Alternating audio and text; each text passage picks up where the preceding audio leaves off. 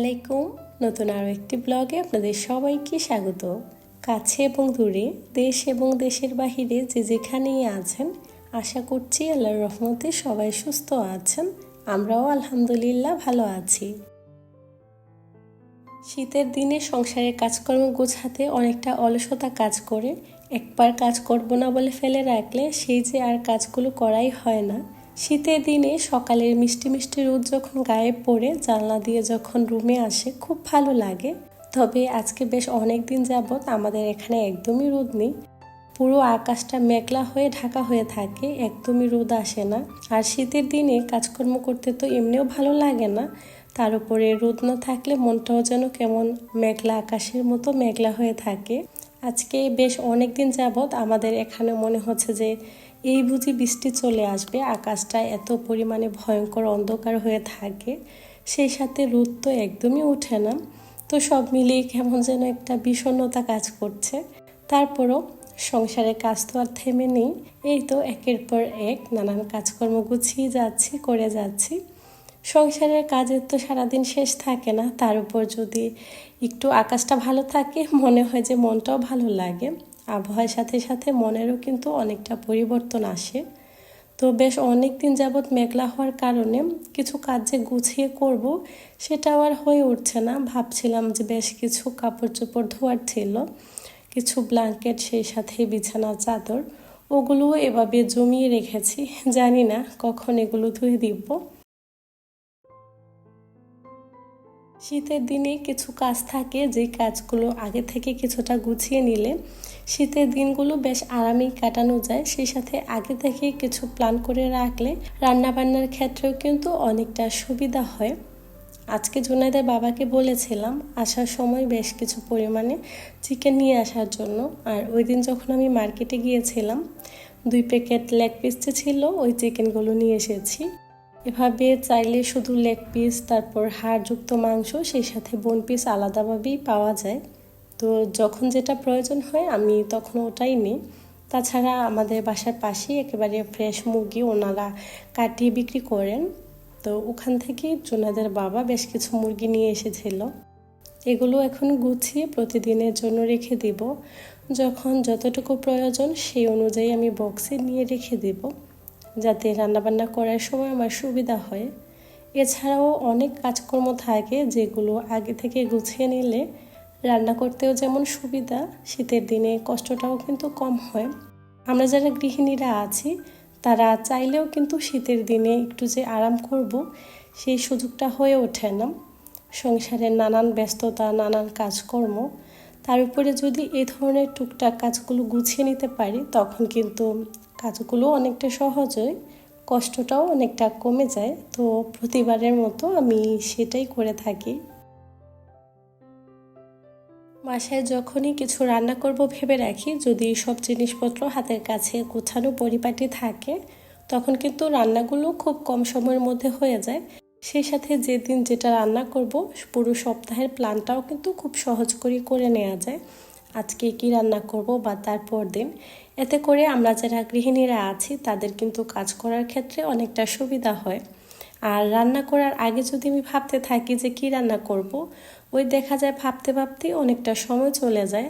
তো যেটার জন্য আমি একদিন সবজি খেলে তারপর দিন মাংস, তারপর দিন অন্য একটা কিছু, এভাবেই আসলে সপ্তাহের জন্য যেভাবে খাবার মেনুটা সেট করা প্রয়োজন ওভাবেই করে থাকি। আর এখন আমি চিকেনগুলোকে আলাদা আলাদা বক্সে রেখে দিচ্ছি, এতে করে আমার যখন যেটা প্রয়োজন হবে জাস্ট আমি একটা বক্স এখান থেকে বের করে রান্না করে নিতে পারবো। যদি একসাথে এলোমেলোভাবে চিকেনগুলো রেখে দিতাম তখন দেখা যেত আমারই কাজ বেড়ে যেত। সেই সাথে ফ্রিজে রাখার পর এগুলো ডিফ্রোস্ট হতেও কিন্তু বেশ অনেকটা সময় লাগতো। আমি যখনই রান্না করব জাস্ট একটা বক্স বের করে ফ্রিজ থেকে রান্না করে নিলেই কিন্তু হয়ে যাবে। যদি আমি এলোমেলোভাবে এগুলো এভাবে ফ্রিজে রেখে দিতাম এগুলো কিন্তু পরে ডিফ্রোস্ট হতে অনেকটা সময় লাগতো। সেই সাথে আমারও কিন্তু কাজের পরিমাণটা বেড়ে যেত। তাই যখনই চিকেন আনা হয় বাসায় বা মাংস, যে কোনো মাছ, আমি সাথে সাথে এগুলো গুছিয়ে এভাবে বক্সে করে রেখে দিই। আর এখান থেকে আমি কিছু বোন পিস আলাদা করে নিচ্ছি। প্রতিবারই রান্না করার পর পাতিলার মধ্যে এই বোন পিসগুলোই থেকে যায়, কেউ খেতে চায় না। তো এখন থেকে আমি হাড়যুক্ত যে মাংসগুলো থাকে ওগুলো হচ্ছে রান্না করার জন্য বেছে নিই, আর এই বোন পিসগুলো আমি আলাদা ছোট একটা বক্সে রেখে দিই। এতে করে কিন্তু অনেক রকমের সুবিধা আছে, যে কোনো সময় বাচ্চাদের স্ন্যাক্স বা নাগেট যে কোনো আইটেম খুব সহজে বানিয়ে নেওয়া যায়। আর এই বক্সটা বের করলেই কিন্তু আমি সেই কাজটা গুছিয়ে নিতে পারি, তেমন কোনো ঝামেলা হয় না, বা আলাদা করে আমাকে চিকেনও ভিজিয়ে রাখতে হয় না।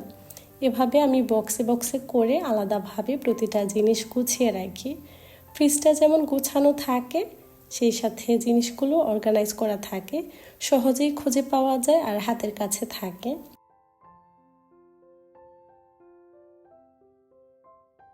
শীতের দিনগুলো অনেক ছোট হয়, যার কারণে সময়টাও হাতে কম থাকে। এই সময় যদি আগে থেকে কিছু কাজ গুছিয়ে রাখা হয়, তখন কিন্তু সময়ও বাঁচে, অল্প সময়ে কাজগুলো গুছিয়ে নেওয়া যায়। আর যতই গুছিয়ে কাজ করি না কেন, সব সময় দেখা যায় সময়ের সাথে সাথে সব কিছু ম্যানেজ করা কিছুটা কঠিন হয়ে যায়। তবুও এর মধ্যে থেকে কিছুটা কাজ সহজ করতে পারলে কিন্তু নিজেরও অনেকটা সুবিধা হয়। তো সব সময় আমি সেই চেষ্টাটাই করি। আর কিছু কাজ থাকে যেগুলো একটু কিছুটা সময় লেট করে করলেও সমস্যা হয় না, বা একদিন দুই দিন লেট হলেও এত একটা প্রবলেম হয় না। তো ওই ধরনের কাজগুলো যখন আমি গুছিয়ে না উঠতে পারি, বা আজকে আর সেই কাজটা করা সম্ভব হয় না, তো ওইগুলো দেখা যায় কিছুদিন পর করব সেটা ভেবে রেখে দিই। এখানে চাইলেও ওরকমভাবে হাতের কাছে কোনো হেল্পিং হ্যান্ড পাওয়া যায় না, নিজের কাজ সব নিজেকেই গুছিয়ে করতে হয়। তো প্রতিবারই চেষ্টা করি যাতে করে সময়ের মধ্যে কাজগুলো গুছিয়ে রাখতে, আগে থেকে কিছুটা কাজ গুছিয়ে রাখলে কাজগুলো যেমন অনেকটা সহজ হয়ে যায়। তো আমি যেহেতু এক এক হাতে কাজগুলো গুছাতে হয়, তো আমারটা আমি আসলে গুছিয়ে রাখি যাতে পরবর্তীতে আমার তেমন কষ্ট না হয়। এখানে এই যে সকালে নাস্তা করেছিলাম, তারপর বেশ কিছু থালাবাটি জমে গিয়েছিল। এই যে কাজগুলো, এগুলো আমার প্রতিদিনকারই রুটিন বলা চলে। প্রতিদিনই নাস্তা খাওয়ার পর এই ধরনের কাজগুলো আমাকে গুছিয়ে নিতে হয়। এখন যদি রান্নাবান্নার আগে এই কাজটা আমি গুছিয়ে না নিই, তখন কিন্তু পরে অনেকগুলো একসাথে জমে যাবে, আর সিঙ্কটা একেবারেই দেখতেও খারাপ লাগবে। সেই সাথে এখানে যে কিছু একটা কাজ করব সেটা আর হবে না। তো যার জন্য প্রতিবার নাস্তা খাওয়ার পর টুকটাক কাজকর্ম শেষ করে আমি প্রথমেই সিঙ্কটা ক্লিন করে নিই। এই তো টুকটাক কিছু থালাবাটি জমেছিল, এগুলো এখন পরিষ্কার করে নিচ্ছি। আসলে কোথায় থেকে যে এত থালাবাটি জমে যায়, মাঝে মধ্যে তো খুব বিরক্ত লাগে যে এত কিছু একসাথে ময়লা হয়। তারপর কি আর করা, আসলে প্রতিনিয়তই এগুলো ধুতে হয়, এটা হচ্ছে প্রতিদিনকার রুটিন আর কি। আমার মনে হয় আমরা যারা গৃহিণীরা আছি, সারা দিনের মধ্যে বেশ অনেকটাই অংশ চলে যায় এই তো থালাবাটি ধোয়া, সেই সাথে এগুলোকে গুছিয়ে রাখা, এগুলোর যত্ন নেওয়া। যতবার এগুলোকে ক্লিন করি মনে হয় নিজের ফেসটাও অতবার ক্লিন করি না। এগুলোর পেছনে যে এতটা সময় ব্যয় করতে হয়। আমার মতো কে কে আছেন অবশ্যই কমেন্ট করে জানাবেন। আমার ব্লগগুলো যারা দেখেন, ইতিমধ্যে দেখা শুরু করেছেন বা বেশ কিছুদিন যাবৎ ধরে দেখছেন, তারা নিশ্চয়ই ইতিমধ্যে বুঝে গিয়েছেন যে আমার ব্লগগুলো কী ধরনের হয়ে থাকে। আসলে আমি চাইলেও যে একসাথে অনেক কিছু দেখাতে পারি তা কিন্তু না, সব কিছুর মধ্যেই একটা নিজস্ব সীমাবদ্ধতা থাকে। তো সেটা মেনেই আমি ব্লগগুলো করার চেষ্টা করি। সেই সাথে অবশ্যই আপনাদের ভালো লাগাগুলো বা আপনাদের পছন্দ অপছন্দ আমাকে কমেন্ট করে জানাবেন। আর আপনারা নিশ্চয়ই অনেকেই জানেন যে আমার বাসাটা খুবই সাদামাটা সিম্পল। আমার ব্লগগুলো দেখে আপনারা বুঝতে পারেন।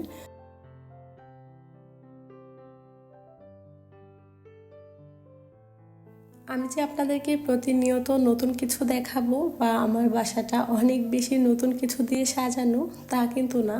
প্রতিবারই আমি বলে থাকি আমার বাসাটা খুবই সাদামাটা আর খুবই হালকা পাতলা জিনিস দিয়ে সাজানো গোছানো। তারপরে যতটুকু আছে অতটুকুতে আলহামদুলিল্লাহ। আসলে চোখে শান্তি মিলবেও যে সে একটা কথা আছে না। তো এই তো আমার যা কিছু আছে এগুলো দিয়ে ব্লগটা সাজিয়ে থাকি। আশা করছি বরাবরের মতো আপনাদের কাছে ভালো লাগবে।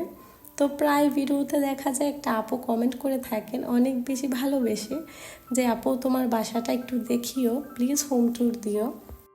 ওই আপুটার কমেন্টটা আমি যতবারই পড়ি নিজের কাছে কেমন যেন একটা অন্যরকম লাগে, যে কিভাবে আমি হোম ট্যুর দিব। যখনই কোনো আপুরা হোম ট্যুর দেয় তো দেখা যায় কি অনেক সুন্দর করে সাজিয়ে গুছিয়ে দেয় আর অনেক সুন্দর সুন্দর ফার্নিচার থাকে। আমার বাসায় তো তেমন কিছুই নেই, তো আমি কোথায় থেকে শুরু করব আমি সেটাই বুঝতে পারছি না। তারপরও আমার বাসায় কিন্তু যতটুকু যা আছে আমি প্রতিবারই বিভিন্ন অ্যাঙ্গেল থেকে দেখিয়ে থাকি। হয়তোবা ওভাবে কখনো শুরু থেকে শুরু করা হয় না, তবে প্রতিবার বিভিন্ন অ্যাঙ্গেল থেকে কিন্তু আমার বাসাটা ঘুরে ফিরে দেখানো হয়ে যায়। তো দেখি, আপু যেহেতু বলেছেন কোনো এক সময় ইনশাল্লাহ চেষ্টা করব, তবে এখন না। আশা করছি আপুটার উত্তর পেয়ে গিয়েছেন। আসলে আমি যে একটু করে হোম ট্যুর করবো, আমার সেই সাহসটুকু না একদমই হচ্ছে না। জানি না কখন হবে, যখন মন থেকে এই জিনিসটা খুব ভালো করে অ্যাকসেপ্ট করতে পারবো বা সেই সাহসটুকু মনে আসবে, তখন ইনশাল্লাহ অবশ্যই আপনাদের সঙ্গে শেয়ার করব। অবশ্যই চেষ্টা করব আপুটার সেই কমেন্টটা রাখার। আজকে দুপুরের জন্য এই ছিল আমার বাসার রান্নাবান্না, সিম্পল তবে বেশ মজার ছিল। আজকের ভিডিওটা এ পর্যন্তই। সবাই ভালো থাকবেন। আল্লাহ হাফেজ।